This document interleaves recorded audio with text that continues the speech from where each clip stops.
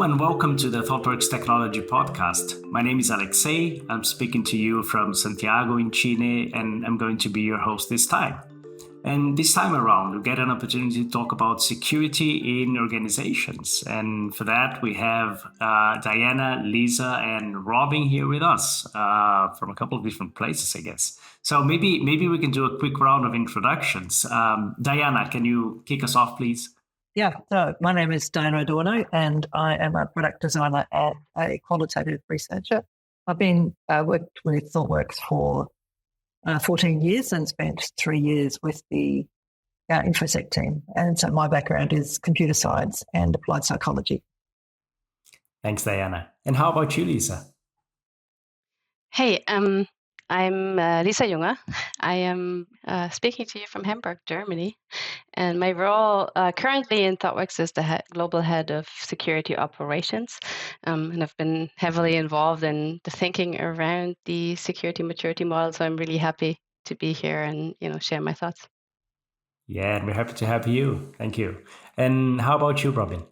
Hello, I'm Robin Doherty. Like Diana, I'm based in Australia, although I'm in sunny Brisbane and she's in sunny Perth. I joined Thoughtworks about 12 years ago as a developer, but now I'm a security guy, and I've switched between a few different operational and consulting roles in my time here. So I've done some security consulting with Thoughtworks, particularly on security strategy, and last year I was the acting CISO for one of our clients. These days, I'm back at Thoughtworks, leading our team of business information security officers, or BISOs, who are kind of like mini CISOs for business units within Thoughtworks. So very relevant to the topic for today. Cool. Thanks, Robin. And so today we're going to talk about the business security maturity model you all worked on. So one important thing to mention is that that was one of the nominated and one of the winners of the prestigious CSO50 Award last year in 2023. So first off, congratulations to you all on that. So it's really amazing. But maybe let's start at what the model is. So maybe Robin, can you tell us a little bit about the model structure, its parts, and how they come together? So I should start by saying how this came about. So it's kind of started with a question. We're a bit of a federated organization, so our countries are like business units. And Diana asked me in the very start of her time in the InfoSec team, if you drop into a new country, how do you assess the real state of their security? And so I started listing off things that I would look into and check. And it's not just about whether you're following the NIST cybersecurity framework or ISO 27001 controls framework, but more about what does the business leadership need to be considering to drive a good security culture. And from there, we ended up developing this model, which is started out as a spreadsheet. We have a lot of analytical people in the security team, as you might imagine. And so having come up with what we thought were good dimensions for this model, or areas that we thought you would need to assess or invest in if you are a business unit, we then started to say, well, what does good look like? And so we developed maturity levels for each of those dimensions. And actually we broke the dimensions down into multiple sub-dimensions. So the dimensions are things like having good leadership engagement, having good governance of your security risk, making proactive improvements, which is something we're very keen on at Thoughtworks, sort of implementing an approach to learning lessons from security incidents, even very small ones as they happen, having a security champions community and investing in that and making sure that people are learning about security, both from an awareness point of view and also a deeper capability building point of view, having secure software development practices, handling data well, and a couple of other things like that. But each of those, there's 10 of those, each of those is broken down into maybe 5 or so more attributes. And we figure out what does very good look like, and we call that level 5. And that's where we want to get to ideally. But we recognize that takes time. So we've got steps to get there defined. So as I said, we're analytical people. We developed this big spreadsheet, and we said, all right, let's get going, let's get moving, and getting everyone to improve all around the world in our different countries. And Diana, bringing a slightly different skill set to the team, encouraged us to think a little differently, because when we showed this big spreadsheet to people, they kind of just glazed over, because this is you don't have a big security background in every leader in the business, and you don't have the time as the leaders to consume that. So we had to come up with a way for visualizing this, and so a big part of what the maturity model actually is the visualization of the current state. So with the visualization that we have, business leaders can compare their business unit to other business units, and we can make a plan on a regular basis to get from one level to the next in certain dimensions, so as to encourage that continuous improvement of security and maturity, largely focused on culture and those 10 dimensions that I mentioned. That's a great sum up. Thank you so much. So, and then let's delve deeper into some of those as we continue the conversation.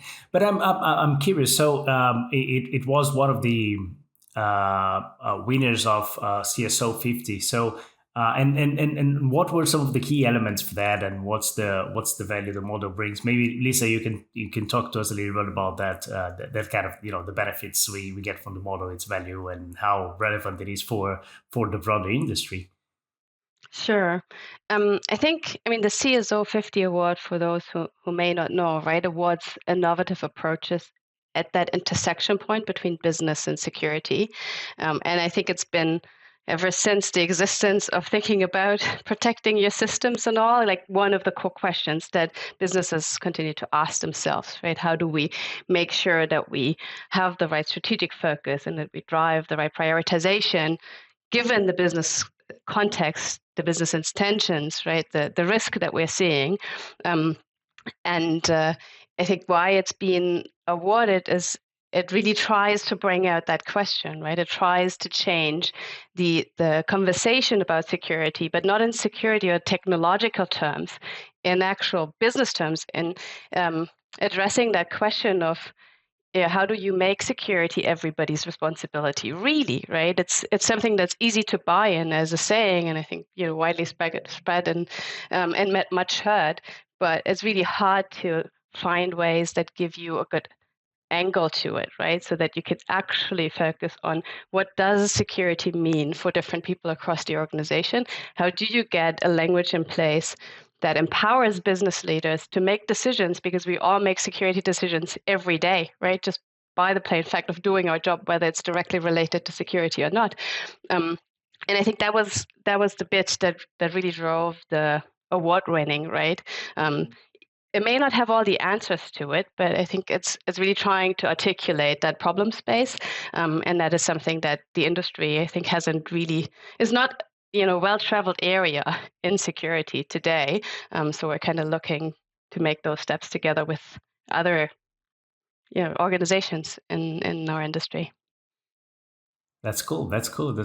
And maybe to get a better idea of how it came to be and what were the challenges you were looking into at the time. So Robin, you talked a little bit about that motivation of you get to a business unit, or in the case of Thoughtworks, a country, and understand what's happening there and how to move forward. So maybe can we talk a little bit about that?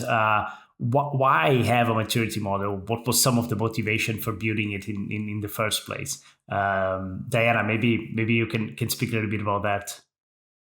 Yeah, Alexey. Yeah, I did want to build on what both Lisa and Robin sort of mentioned. Is the original motivation was, for me, it was very much because I was coming into the team from a different perspective. I'm not a security specialist, but I do sort of specialize in understanding people. And so ultimately what we were trying to do is shift people from their current way of working into where they were naturally integrating or thinking about security. And so the question is, how do you do that? So the starting point was, again, asking that question. So I did observation when I first came into into the team and noticed there's lots of fantastic work happening. And it asked a question about, well, how do we make this easier for people that understand?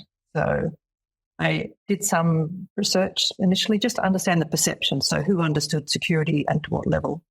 So the motivation came down to how do you bridge that gap between people who are experts in security and people who are in the business area with very different focuses and different responsibilities. So when I started to think about it, and I'll start with sort of my perception first, which was trying to sort of build something that I would call a conversational framework. So, which is a way to build that gap in conversation. And from there, it then moved on. And as it worked together, so with Robin and with Lisa, saying, well, how do we then make it a bit more like an improvement framework? And then as we kind of evolved it further, I think it looks like a maturity model, but that's its history. That's its motivation, which is to improve conversations, is to help improve.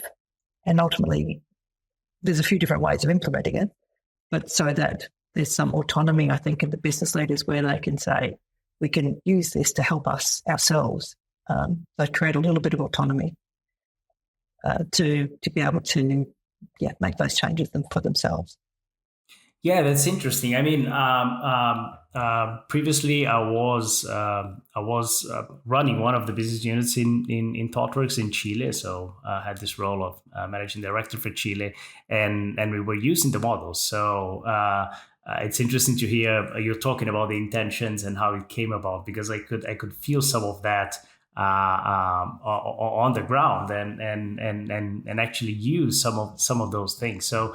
And it was interesting because from my personal perspective, it helped a lot in understanding what was going on. And I remember that we did a brainstorming session about an unstructured brainstorming session about, okay, what we need to do about security in the country. And then we apply, and then we ran one of the workshops based on the model, and the views were very different. On one hand, we just had a couple of random ideas, important things, of course, and but on the other hand, it felt like something that was much easier to implement and to follow through and so on. So that's so Robin, going back to what you're talking about, the structure. I think that was really interesting thing to see, because in the unstructured version we had different levels of granularity, and we have different areas or people accountable for things all mixed up. So, and then the model really gave that sort of structure. All right, we have a governance body, we have who is going to implement each of the things, and we have who is it that we need to involve. That suddenly became much clearer. So that was interesting to see. Yeah, and just adding to what you say, right? It's really interesting to hear your inside perspective in a way, right? Being kind of looking at it from the security team's side of things. I think what's interesting about the process of implementing the model is that with that analytical approach, right, we were kind of going by what do we think? How do we bring in the perspective of the leadership across the different dimension? How do we have that conversation? But it really eventually led to a conversation about we can only do so many things at a time. What is the priority, and how does like a framework like the one that we are using now here help the connection, right?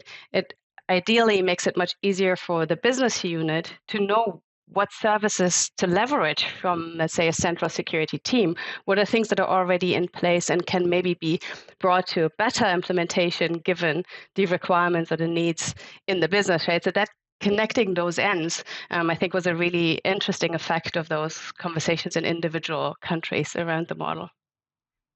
Yeah, that was really the case, Lisa. And also, because we have levels of maturity, that also helped us provide visibility to everyone inside the business unit and also to the global structures about, so what are the critical things we need to look at? And that helped us, on one hand, prioritize and also be at peace with the fact that these are the things we're not going to look into right now, and it's fine because we have a longer term plan.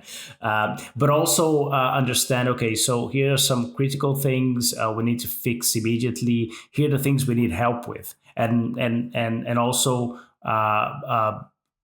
in a way help the business unit make a business case to global, saying, hey, I need help with this and this is why. Look at what we're seeing from the maturity model. So that was interesting thing about unifying the language and unifying the conversation. So we're all speaking about the same things, and also understanding some of the things. This is the things we need help with. I remember that when we asked for help for a couple of things, the first question that came back was, yeah, but do you have these?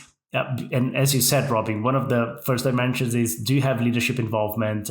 Does at the business unit level, is the leadership involved? Do you have support, executive support and all that? So is that in place? Because if that's not in place, that's really the first thing you need to do locally.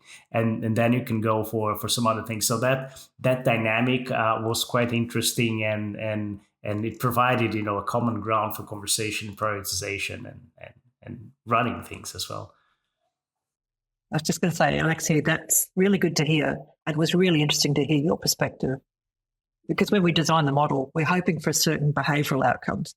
We're hoping that it changes behaviour in some way, and it reinforced that first step, which is that engagement with leadership and a genuine working relationship, was not just a first step, but it was essential for the success of it. So it was really nice to hear how you implemented it. The other thing that happened, and I'm curious to hear your thoughts about that, and it was communication across business units, and because we at the time we were working on that in Chile and Ecuador, which was another business unit of Thoughtworks at the time.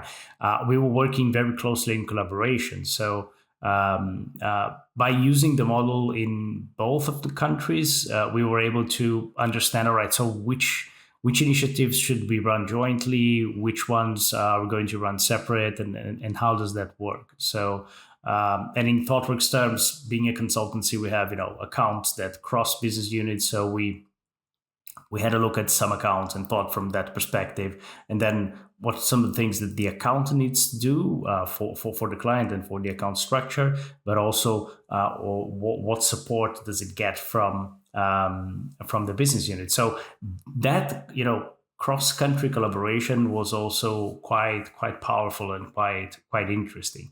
And in a way, it provided a language, because we could talk in similar terms about, so this is the level we have in this place, in this other place, and then we could devise those joint initiatives. So I wonder how those kinds of things and that sort of collaboration was in your minds in the original design and thought about, and how did you expect that to happen? I mean, I think that's something we planned for.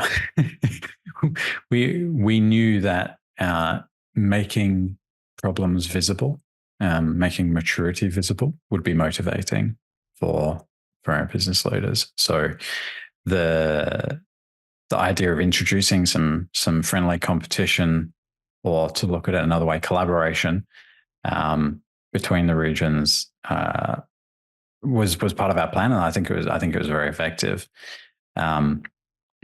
So making it visible, introducing that opportunity for different countries to learn from approaches that were working well in other countries.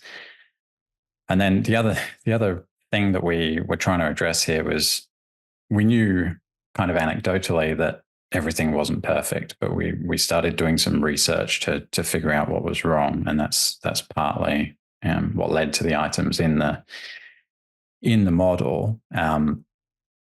It's sort of, there's this clash between what we thought, which is security is everyone's responsibility, it's sort of a maxim of security that most security people would tell you, and the reality in most places, which is a lot of people think of security as a very technical specialist niche, and Diana's research really brought that out.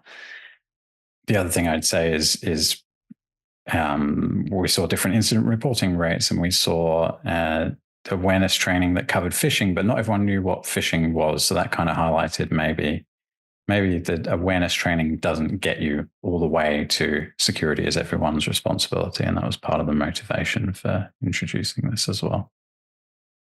Yeah, the other thing I'm curious about, and I can talk about my experience in Chile. It was about following up and seeing progress, because and I quite like the levels of the model, because they provide that structure. So you're not following up on specific actions. You're following up on an assessment of the results that you are getting. And I saw a lot of value in that. It's interesting that you talk about a healthy competition, Robin, because I saw some of that on the ground. Oh, we're doing really bad on this, so we need to fix it quickly, and then let's see how it changes in 3 months and things like that. So that was interesting, and I'm curious to hear your perspective about that. What have you heard from other regions or other countries implementing that? How did it evolve over time? I found it really useful for seeing that progress, showing progress as well, and based on not just on, oh, we ran this, and this, but this is the results that we're getting from the initiatives that we're running. So looking for outcomes and not outputs, so to speak. Yeah, that's an interesting bit, right? Because that there's a bit of a risk with numbers, especially, or metrics, like number metrics, especially in the areas where it's not just about that, and it cannot as easily be measured in its entirety, right? But one of the first things that we heard when we were talking about the approach to our global, stakeholders, group of stakeholders, was exactly the question of, can we see the results of the other countries, right, or of all of the countries, so that we get a chance to talk to one another about the places where, apparently a different region or country is stronger, against that maturity model than maybe your own, right? And what can we learn from that? So there was this immediate question that came out, and by doing that, I think that triggered a lot of peer-to-peer conversation between different regions. But not only that, and coming back to the numbers risk, right? Not only that, but I think the conversation around the model and the empowerment of really understanding what it takes to build or drive security posture for the business unit that you're responsible for helped articulate also what you said before, why some areas may not be at the same rate, but why that's maybe also okay given the specific context that this region is currently operating in, or the threat landscape, or all of the things, right, that you would probably before that have much more strongly pointed to some sort of technical advisor. And that's obviously still, a resource to pull on, but empowering that thinking about, why do we think it's okay to be where we are, or why are we at the place that we are for the kind of modeling, let's say, dimensions that other people ask us about, especially peer-to-peer, right? It's a very different conversation when, one business leader in one country talks to another business leader in another country than, having that going through the security team funnel that kind of changes the way that it's being discussed.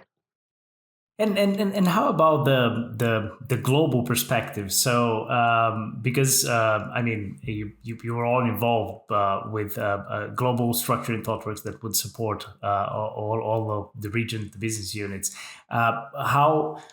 How did it help you get insights about what happened? So did it help identify patterns or strong bottlenecks that were present across the board, and also structure initiatives, actions from that global perspective based on the results you were seeing?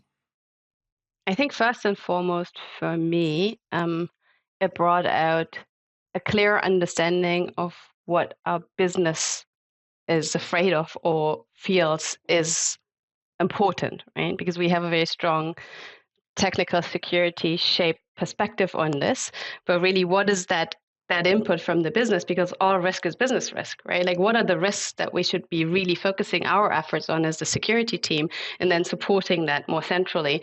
So beyond patterns in the results, I think that to begin with, just getting that input on how are things being prioritized in the conversation with. Maybe that's a different kind of prioritization than we would have done it in isolation, quote unquote, right? Or, as in a conversation within the security team.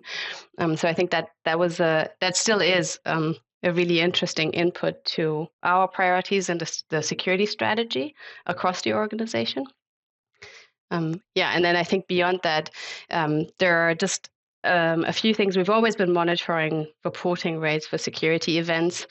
For example, we've been comparing them, but learning what are the drivers for those from a business perspective, right? From a regional culture perspective, what are the interventions? How are they different to what you would maybe do if you just kind of blanket state, look at the whole organization if it was the same thing.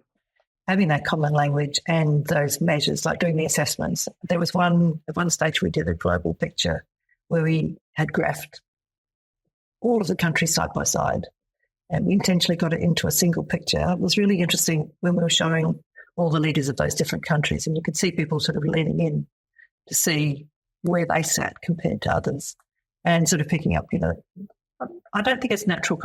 It's sort of a bit of what Robin was saying about natural competition, but I think people want to understand who's doing what and who's doing better, predominantly so that they can ask and say, what are you doing where you're doing better in one area rather than another? And so I think that was really useful. So using that data-driven approach, so getting some data, because it's a really large area.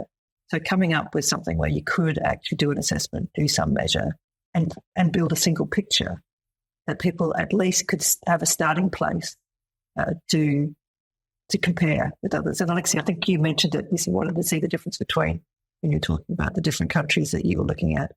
Want to understand no two countries are doing it in exactly the same way. And it's not a test tube. It's out in real different business contexts. So it's a guide, but I was surprised how powerful it was to get that single picture, so people could start to compare and share stories about what was working versus what wasn't. I think the most useful part of collecting this data for all of the business units was we got to see how different countries run security champions programs. And there's been a lot of effort and investment across Thoughtworks in different countries on security champions programs. And some of that has been quite organic. So they end up not being exactly the same. And we have different approaches to training and assurance programs that, having seen them all, we were able to come up with what is the actual the approach that we should take globally, and we're working on that now. So it's been hugely valuable to the security team to be able to collect that information and have people talking about it and sharing and learning from each other. That's interesting. And I mean, we're talking about the model, how it is right now, and some, lots of things that a lot of value it's bringing, and some of the interesting things it brings. But I mean, you've been involved with designing the whole thing from the beginning. How about the things that didn't go as planned? Do you have one example of something that you designed in a way and then it didn't go like that and it changed dramatically? So any stories about that? Things that didn't go as planned, and that either a new version of the model didn't incorporate it or changed it or just dropped or something like that. I think Robin alluded to it in the beginning, actually. So when I came in, there had already been several kind of iterations, I think, of going in this direction, trying to make security everyone's responsibility. And so the first iteration that we saw was too complex. So we actually did the assessment first and gave people the detail. So you can say, these are all the areas that you need to work on. And, so it was quite detailed, and it was it was comprehensive. So if you could get through it, you'd feel quite confident that you had well covered, but it was very detailed. And that was too much for people. That was too much in terms as it looked like it was difficult. It made it look more complex. And what we're trying to do is the opposite. Ultimately, we realized that we had to shift the way that we were presenting information to people so that they could see immediately how it connected to what they already knew. And so by starting with the assessment first, which was quite detailed, that was, that didn't go down so well. So we were confident in the content, but people couldn't use it on their own. Yeah, I think another thing that for a short time I found really interesting is with that comprehensive kind of, really broken down things to measure approach, there was a bit of a moment, I think, where we thought, we give that to our business leadership or regional governance, and they will be happily evaluating their maturity, and then we have their perspective on it. But I think it turned out what worked much better was to start with a view, right, and say, so this is how the security person in your region looks at this. And that was empowering because that led to conversations about where there's different perspectives from different stakeholders, right? And say, I don't really understand how you're getting to this because I also see these other things. And then that way it really drove a better conversation and integration of the perspectives, other than say, look, here's a way to do it. Please go do it because we really want you to evaluate the security maturity in your context. And that I found that really interesting because it still led to that collaboration. It just didn't start there as much as we maybe thought naively in the beginning it would. Yeah, that's an interesting point, Lisa. I remember that from the other perspective of being in a business unit, and the open question of how is security going in your country is much harder to answer than, hey, this is what we're seeing, and let's talk about that. No, wait, why is this so low, and why? And hey, I didn't expect this to be great. What are we doing with respect to that? And let's talk about the things that we can do. It was a very productive conversation because we had a place to start from, and it was interesting because it became, I think it turned the conversation into less philosophical. Oh, what is it that we're doing? Where are we at? And then what can we do about it? So, and then why? What are the factors driving this, and those kinds of things? So that was now that you mentioned it, I realized it was very interesting conversation and much more productive because it was framed that way. So one thing that wasn't a failure, but we didn't predict, was the way that the business units adopted the model into their ways of working. So we had anticipated that people would dutifully complete the assessment, discuss what were the right things to work on over the next couple of months, decide on an approach to improving that, and then come back and measure in a couple of months and start the whole cycle again. And we had a pretty rigid idea of what that would look like, but we were not prescriptive in saying, thou shalt do it this way. And some regions took a very different approach, which was a much more collaborative workshop partnership approach, where it was in conversation between the business leader and the security team about what the backlog should look like. So they weren't following the spreadsheet approach so much, and that actually led to us being able to make the approach a bit more flexible.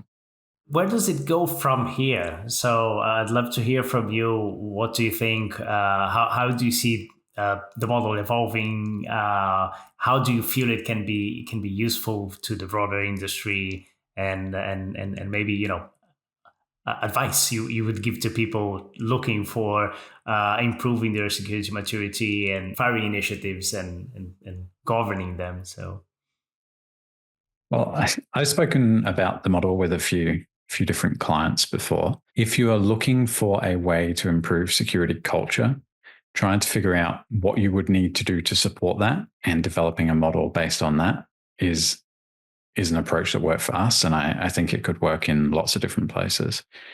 We're going to publish the high level view of our model, so that can be a starting point for others, although the dimensions will be different depending on the organization you are. Where people slip up is they think it's a replacement for the cybersecurity controls framework. So it doesn't tell you what to build from a technical point of view. It is very much about making progress from a cultural point of view. So I think as long as you come into it with that perspective, It's something that can be adopted much more broadly. And I have seen people use a similar model for assessing their own business unit elsewhere, but it's quite a new thing. I haven't seen many other people doing this. Yeah, I would add to what Robin's saying is that the model is definitely a starting point. And there is some argument to develop your own. But I think, as he said, starting with this one as an example is great. There's a real power in saying what is the most important aspects of security for my particular organisation, whoever that is. And it means that you have to do that collaboratively because you need to have different perspectives to come up with it. And there's real power in coming up with the maturity model yourself. And I think it's good to look at the ones that we've come up with. But obviously we are, Thoughtworks is a large consulting company and businesses have very different contexts. And I think it can also work for a team or a department as well as an organisation. I think it can work on any level. So you can either take a perspective of building your own, and I think using a socio-technical approach. So think about the psychology of people, what conversations they have, what decisions they need to make, and their business context, as well as what we're asking them to do from a security point of view. So you might want to choose the right language that's going to work for your organisation as well.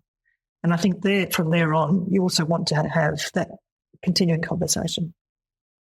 So it doesn't just stop at the model. So the model will evolve, and hopefully the conversations will also evolve between the different groups, so that security is seen as an integral part of business, and business is also the important concern from security teams as well. Yeah, I would add, I think the ever increasing visibility or relevance of the threat landscape around most organizations that employ technology is something that no business leader can not think about, right? And I think we'll only see more about that. I think that will drive even more than it has in the past the question of how do we empower more of the organization outside of a centralized team of experts, frantically trying to protect the organization in all its places, right? When you're thinking about the remoteness of how work happens today, COVID has been driving this a lot, obviously, but in all kinds of shapes and forms, it's just not a viable future option, I think, by itself. That doesn't mean that it doesn't also have to evolve, but we also have to find these other ways of bringing the message and the empowerment and clarity on what to do about it and what are levers that everybody has in their specific roles. And that I think starts with leadership, but it doesn't end there. That is going to be a question that we'll have to put a lot more effort in as the security specialist, but also obviously all the rest of business leadership around it. This, I think, the model that we are using is just a starting point to thinking about this. There's many other ways to do that. I would love for all of us in the industry to start talking more openly about the things that are not working. That's a particularly difficult area in security.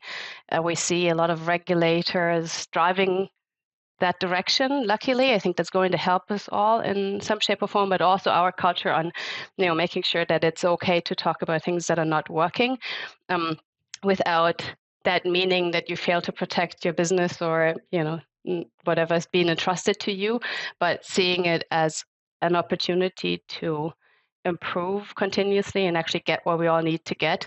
That is something that I would hope to get to. And I think a model like this is a starting point to have that conversation with a broader group of people, right? With a wider a wider remit of perspectives.